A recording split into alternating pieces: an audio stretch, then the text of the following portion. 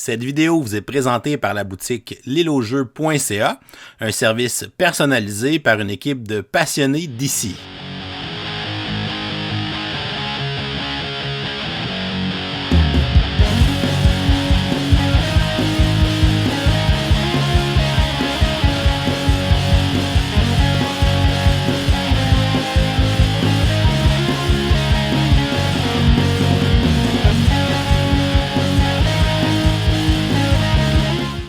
Bonjour chers amis joueurs, ici LP et bienvenue à ce nouvel épisode de Kickstarter 101 dans lequel je te présente le jeu Radlands, un petit jeu de cartes de la compagnie Roxley Games qui a été localisé en français par Lucky Duck Games.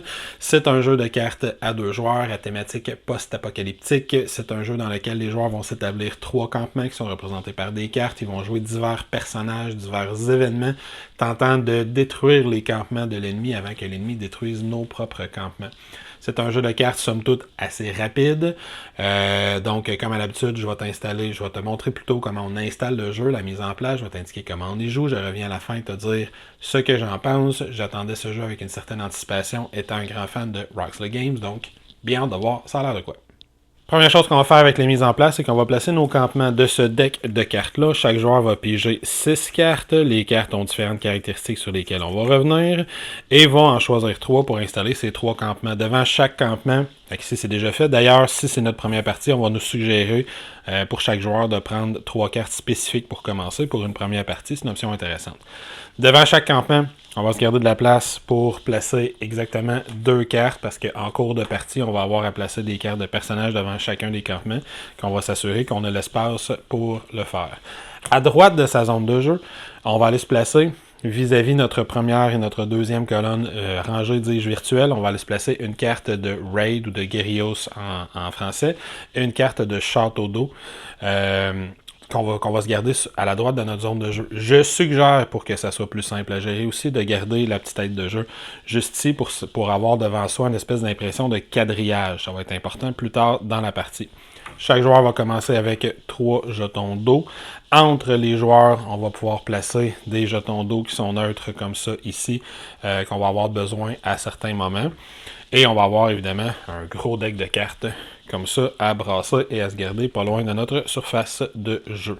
Chaque joueur va ensuite constituer sa main de départ. Sur chacune de ces cartes campement, il y a une des caractéristiques qui est le chiffre juste ici, qui indique combien de cartes on va avoir dans sa main en début de partie. En regardant mes 3 cartes, je vois que j'ai un total de 2 cartes à avoir.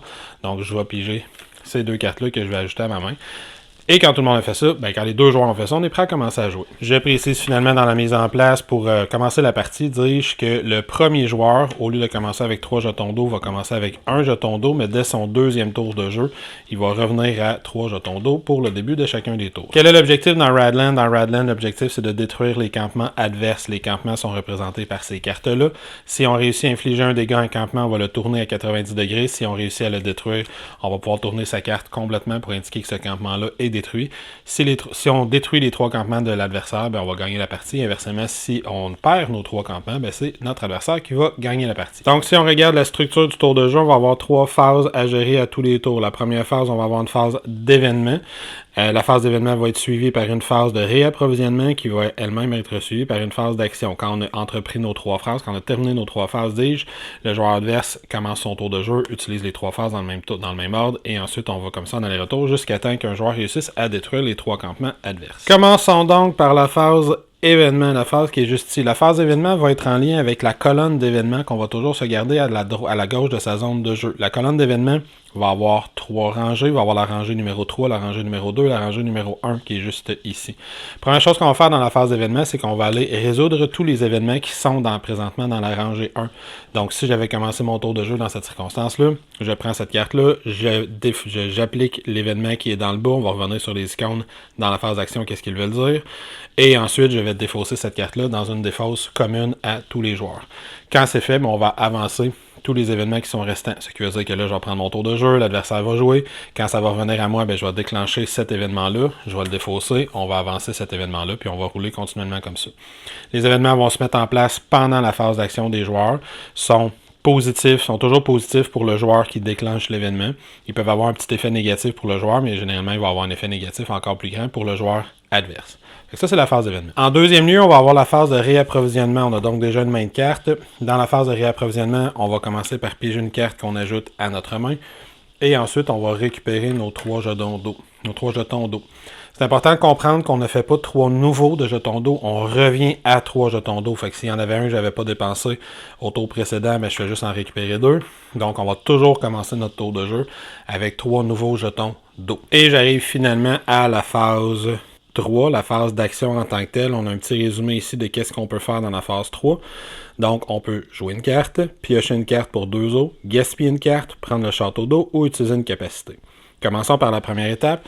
Si je joue une carte, je vais regarder ce que j'ai dans ma main. On va avoir généralement, on va avoir 2 types de cartes. Il y a les cartes à contour blanc qui sont les personnages, les cartes avec les contours d'espèce de protection, le ruban de protection jaune et noir. Ces cartes-là sont les cartes événements. Si je joue une carte personnage, j'aurai à payer le coût en eau qui est juste ici en personnage. On se rappelle qu'au début d'un tour de jeu, on a toujours 3 jetons d'eau. Et je vais aller le placer où je veux dans l'une de mes 3 colonnes. Disons que je le place ici. Je vais placer un jeton d'eau dessus pour indiquer que ce personnage-là n'est pas prêt, étant donné que c'est le tour où je l'ai placé. Donc je ne pourrais pas utiliser sa capacité spéciale à ce tour-ci. Si je décide de jouer un événement, disons que je veux jouer cet événement-ci, il me coûte 1 d'eau aussi. On voit que cet événement-là, je vais aller le placer dans la zone d'événement 1. On se rappelle qu'il y a la zone 1, la zone 2 et la zone 3. Comme ma zone 1 est occupée, je n'aurai pas le choix d'aller le placer juste derrière.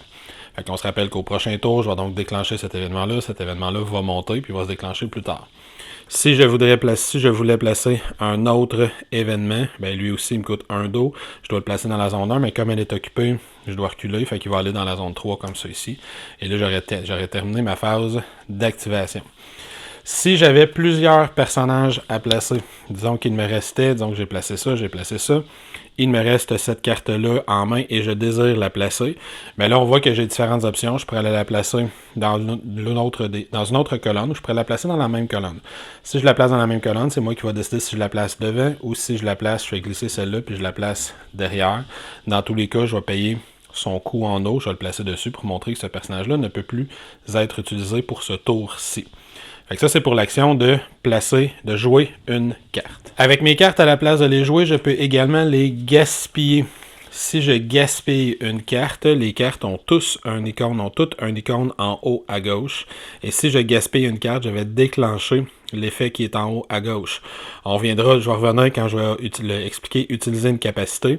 Mais pour y aller simplement, disons que j'ai vraiment besoin d'eau, je pourrais dire, tiens, je gaspille cette carte-là, donc ça veut dire la défausser, et je gagne un jeton d'eau. Je vais aller chercher justement l'un des jetons d'eau neutres. Fait que pour ce tour-ci, j'aurais 4 jetons d'eau au lieu d'en avoir 3. Ça me permettrait de jouer davantage de capacité. Je peux également, pendant mon tour de jeu, dépenser 2 jetons d'eau. Fait que si on a le playmat, on a un endroit pour les mettre, mais sinon on peut juste les tourner comme ça pour montrer que ces jetons-là sont dépensés. Pour aller chercher une carte supplémentaire. Fait que pour aller piger une carte et l'ajouter à ma main, tout simplement. Une autre option que j'ai, c'est de dépenser un jeton d'eau, comme ça ici, pour aller chercher à ma droite la carte Château d'eau. La carte Château d'eau, quand on va la chercher, on va la rajouter à sa main. Et la carte Château d'eau, dans le fond, ce qu'elle fait, c'est que plus tard dans le tour de jeu, ou dans un tour de jeu subséquent, ça va me permettre de la défausser, donc de la gaspiller pour aller chercher un jeton d'eau supplémentaire. Quand je la gaspille, le Château d'eau, au lieu de la défausser, je la replace ici. Et je vais chercher un jeton d'eau noir, comme je l'ai montré dans mon exemple précédent. Dans le fond, le château d'eau, c'est une façon de pouvoir économiser de l'eau d'un tour à l'autre. Fait que je peux dépenser un jeton d'eau pour récupérer la carte. Et comme la carte, je l'ai dans mes mains, je vais toujours me rappeler que j'ai une façon d'aller chercher un jeton d'eau supplémentaire pendant mon tour, dans un tour subséquent. La dernière chose que je peux faire, c'est utiliser une capacité. Quand je veux utiliser une capacité, elle doit venir de l'une de mes cartes. Non pas de mes cartes en main, mais d'une de mes cartes que j'ai sur le plateau. Les capacités vont avoir diverses icônes comme ça. Ils vont généralement être associés à un coup d'eau. Dans ce cas-ci, on voit que je peux faire un dégât pour 2 d'eau. Les capacités peuvent également venir d'une de mes cartes. Fait que je peux faire 2 d'eau à je peux faire un dégât à n'importe quelle carte en payant 2 d'eau. Parfois, ici, si l'adversaire a un événement présentement qui est en jeu, pour 1 d'eau, je peux faire un dégât. Parfois, les cartes vont avoir une habileté passive qui est juste ici ou une habileté qui se déclenche au moment où elle est jouée. Fait que bref, là, ça va être le temps d'activer mes cartes. il faut comprendre certaines choses. Si j'ai un personnage qui est blessé, on va reconnaître un personnage, une carte qui est blessée parce qu'elle est sur le côté comme ça. Chaque carte a 2 points de vie. Le deuxième point de dégâts va éliminer cette carte-là. Si un personnage est blessé, il est considéré comme n'étant pas prêt et on ne peut pas utiliser sa capacité. De la même façon, s'il y a un jeton d'eau sur une carte, cette carte-là n'est considérée comme n'étant pas prête et on ne peut pas utiliser sa capacité. Je rappelle que quand on place la carte pour la première fois dans sa zone de jeu, on doit mettre le jeton d'eau sur la carte, donc on ne pourra pas l'utiliser ce tour-ci. À la fin du tour, quand je vais récupérer mes jetons d'eau, ben, si il y a différents événements qui se passent, l'adversaire attaque cette carte-là par exemple, quand ça va revenir à moi, ben là je pourrai utiliser ces capacités-là. Mais quand je vais utiliser la capacité, je vais mettre le coup en eau sur la carte pour montrer que j'utilise sa capacité, ce qui veut dire que je ne pourrai pas l'utiliser 2 fois dans le même tour. On a un petit rappel sur cette carte-ci de quand est-ce qu'une carte est considérée comme étant prête. Pour pouvoir utiliser une capacité sur une carte, elle doit être considérée comme étant prête. Donc maintenant, si je fais le tour des capacités, ben ici on a un symbole de dégâts. Fait que ce symbole-là indique que je vais faire 1 point de dégâts si j'utilise cette capacité-là. Quand j'inflige 1 point de dégâts, plaçons-nous une petite zone de jeu comme ça. Au hasard, j'ai mon adversaire qui est devant moi. Mon adversaire a joué précédemment différentes cartes. Quand je fais un dégât, je dois attaquer une colonne. Je vais décider quelle colonne j'attaque. Si j'attaque cette colonne-ci, ben on voit que le camp n'est pas protégé, fait que pour 1 point de dégâts, je vais pouvoir tourner cette carte-ci. Un 2e point de dégâts, ça va l'éliminer. Si j'attaque un personnage, même principe, pour 1 point de dégâts, ben ça va blesser le personnage, on ne pourra pas utiliser sa capacité. Si on inflige un 2e point de dégâts, on va l'éliminer.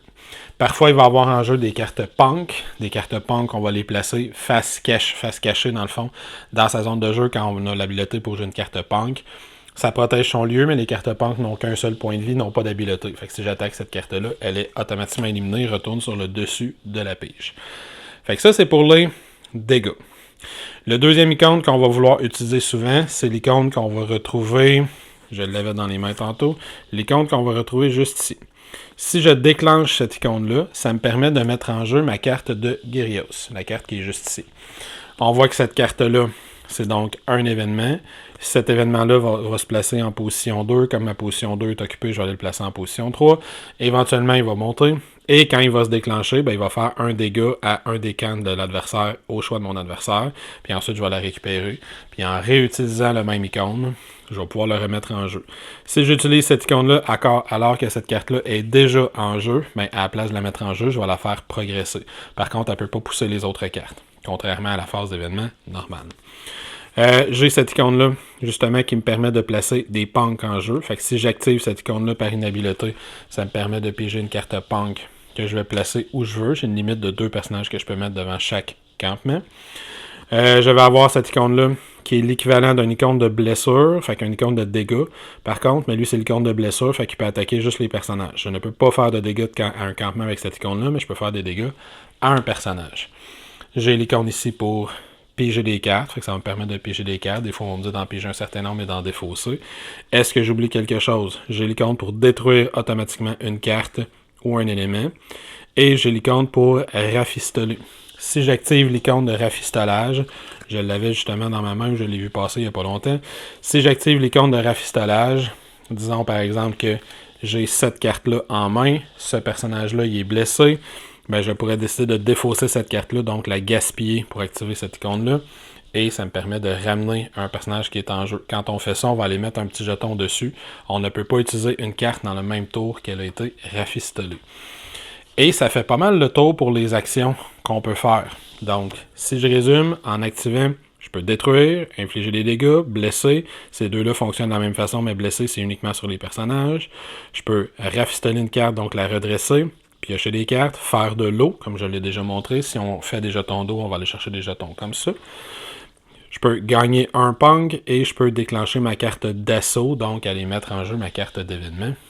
Gyrios. Et c'est vraiment tout. Fait qu'ensuite, on fait juste continuer à prendre des tours comme ça, l'un à la suite de l'autre. Fait que si, par exemple, je commençais mon prochain tour, ben, je pourrais dire, bon, ben, j'ai cet événement-là qui se déclenche, cet événement-là, il avance.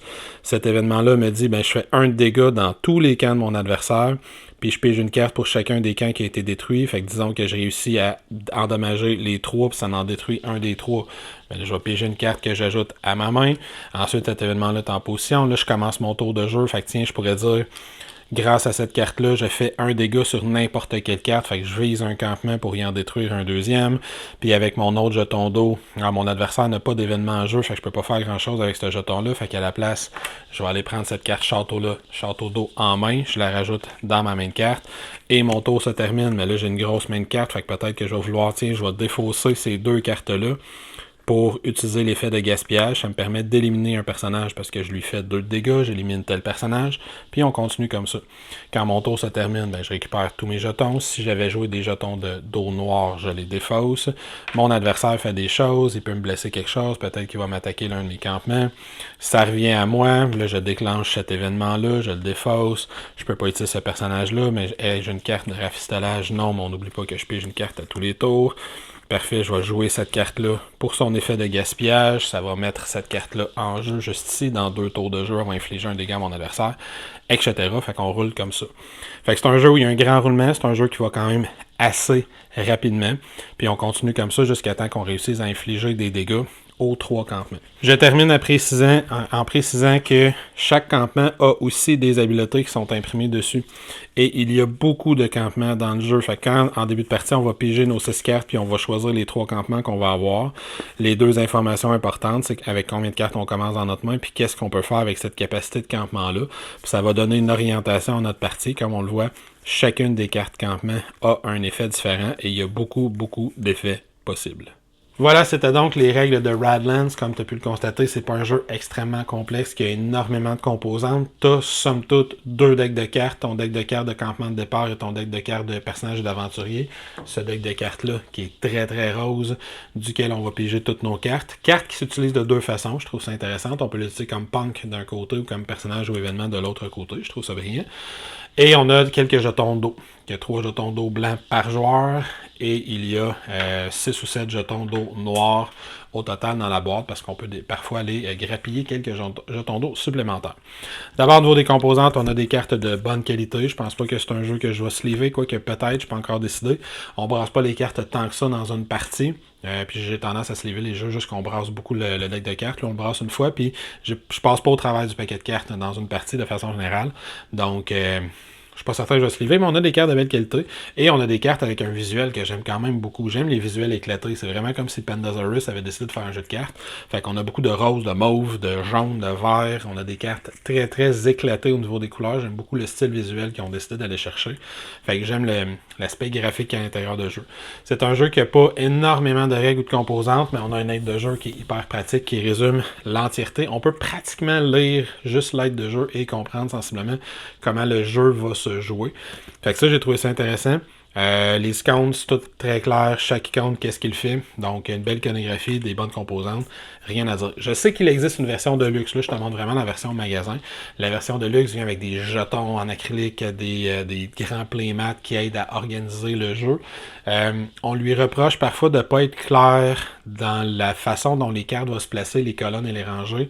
C'est important de comprendre qu'on a 3 rangées. On a notre rangée de campement, les 2 rangées de personnages. Les événements vont suivre selon ces rangées-là. Mais j'ai pas trouvé que c'était un problème personnellement en jouant les diverses parties que j'ai jouées à Radlands. Donc, au niveau des composantes, rien à dire pour la version retail, surtout que c'est pas une boîte qui est particulièrement dispendieuse. La dernière fois, j'ai regardé. Au niveau des mécaniques de jeu, c'est un jeu extrêmement simple, mais c'est le genre de mécanisme que j'aime beaucoup. Je suis un grand fan de jeux de duel à la base. Donc dans ce jeu-là, c'est ça qu'on va faire. On va être 2 joueurs qui vont s'affronter l'un l'autre. Et dans ce cas-ci, j'aime beaucoup l'économie très restreinte qu'il y a à l'intérieur du jeu. Nous avons au début de chaque tour de jeu 3 jetons d'eau seulement. Et c'est cette eau-là, c'est les ressources que l'on doit dépenser pour activer nos habiletés et jouer de nouvelles cartes. Est-ce que je vais tout de suite en profiter parce que je vois que tu as un de tes campements qui n'est pas protégé, de jouer mon attaque avec l'un de mes canons pour pouvoir te faire des dégâts, mais ça me coûte 2 de mes 3 jetons d'eau. Si c'est ça que je fais, je pourrais pas déployer beaucoup de personnages pendant ce tour-là, ce qui fait que je pourrais pas protéger mes propres campements. Fait que j'ai toujours des décisions crunchy, des décisions intéressantes à prendre à tous les tours de jeu. Ça, j'ai trouvé ça très le fun. C'est une économie qui est vraiment très restreinte. Fait que tu peux pas faire beaucoup de choses dans ton tour de jeu. Ça peut sonner comme quelque chose de négatif, mais ça fait que les tours sont extrêmement rapides. On l'a vu dans l'exemple que j'ai donné à la fin de vidéo. J'active telle habileté, je joue telle carte, je défausse une carte ou deux pour déclencher un effet. Parfait, maintenant c'est à toi de jouer. J'aime beaucoup le fait que les cartes sont à... Ils ont trois, littéralement, d'utilisation. Je peux l'utiliser pour l'événement le personnage d'un côté. Ça se peut que je l'utilise comme punk de l'autre côté. Mais chacune des cartes du jeu peut se défausser pour activer un effet qui est dans le coin en haut à gauche de la carte, qui sont les mêmes effets qu'on va activer avec nos habiletés. Fait que l'iconographie est facile à apprendre et ça donne une belle versatilité. Ça fait qu'on n'est jamais mal pris. Il y a certaines cartes qui ne servent pas à grand chose, mais je peux la défausser pour piger une autre carte à la place ou pour mettre en jeu mon événement qui va faire un raid de ton côté ou pour me faire un jeton d'eau supplémentaire. J'aime beaucoup le fait qu'il ait pensé à la carte de château d'eau. Ça fait que si j'ai rien à faire avec mon dernier jeton d'eau, je peux toujours aller récupérer cette carte-là. Ce qui fait qu'au tour suivant, j'aurai 4 eaux à dépenser au lieu de 3. Puis si jamais je ne dépense pas les 4, ben cette carte-là reste dans ma main d'un tour à l'autre. Fait que je pourrais le dépenser éventuellement quand j'en aurai besoin. Fait que, tu sais, c'est le genre de jeu que tu as plein de petites décisions intéressantes à prendre. Tu as un gros deck de cartes qui est commun aux deux joueurs. Donc, on va avoir plein d'événements, plein de personnages, d'événements différents. On va essayer de créer un combo qui fonctionne bien dans ces campements. C'est le genre de jeu qui va peut-être être frustrant pour certains parce que ça arrive quand même assez fréquemment, étant donné que quand tu mets tes personnages arrivent avec un jeton d'eau dessus, donc je peux pas utiliser leurs habiletés. Ça va être très fréquent que l'adversaire regarde l'habileté que ce personnage-là va faire, va dire « Attends un peu, moi je te laisse pas faire ça, je vais attaquer ce personnage-là, donc il va être blessé. S'il est blessé, il peut pas utiliser son habileté. » Fait que ça peut être frustrant des fois de placer plein de personnages, se rendre compte que tu n'utilises pas leurs habiletés, tu les places surtout pour protéger les campements qui sont.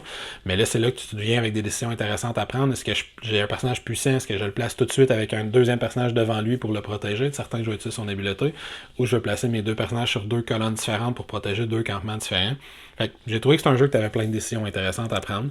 Puis s'il y a certaines situations qui vont parfois être frustrantes, un personnage puissant qui a coûté 4 dos à jouer puis que finalement j'ai pas réussi à utiliser sa capacité, mais les parties sont courtes. C'est des 20, 25, 30 minutes peut-être. Quand on est habitué, les dernières parties que j'ai jouées étaient plus courtes que ça. Sur le manuel d'instruction, on dit 20 à 40 minutes. Je me suis pas rendu à 40 vraiment. C'est vraiment un jeu qui a des tours rapides, un beau visuel, des décisions intéressantes à prendre. Évidemment, tu as juste un deck de cartes, fait que peut-être qu'après, j'ai joué 4-5 parties, peut-être qu'après 10, 15, 20 parties, tu vas trouver que tu commences à faire le tour des cartes, que certaines cartes sont plus efficaces que d'autres. C'est pas impossible, mais pour l'instant, c'est un jeu de cartes que je trouve hyper sympathique, très agréable. Il y a quand même un peu de texte dessus, fait que si t'es pas à l'aise avec l'anglais, tu peux peut-être trouver la version en français, maintenant qu'il y en a une qui existe.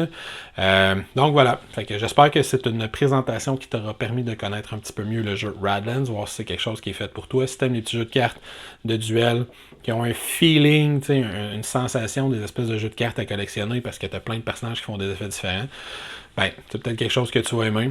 Si t'aimes pas évidemment les jeux de duel, si t'aimes pas les jeux qui vont... Si t'aimes pas, surtout, je pense que l'affaire qui peut peut-être le plus accrocher, c'est son économie. Si t'aimes pas les jeux, que t'as pas l'impression que tu peux faire beaucoup dans un tour de jeu, étant donné que t'as juste 3 jetons d'eau à dépenser, peut-être que c'est quelque chose qui va t'achaler dans celui-là. Moi, pour l'instant, c'est un jeu que j'ai quand même pas mal aimé. J'ai bien aimé ça. Je suis content d'en avoir une copie. Là, je t'ai présenté la version, comme je te dis, en français, qui existe maintenant depuis peu, qui est sortie il n'y a pas très longtemps.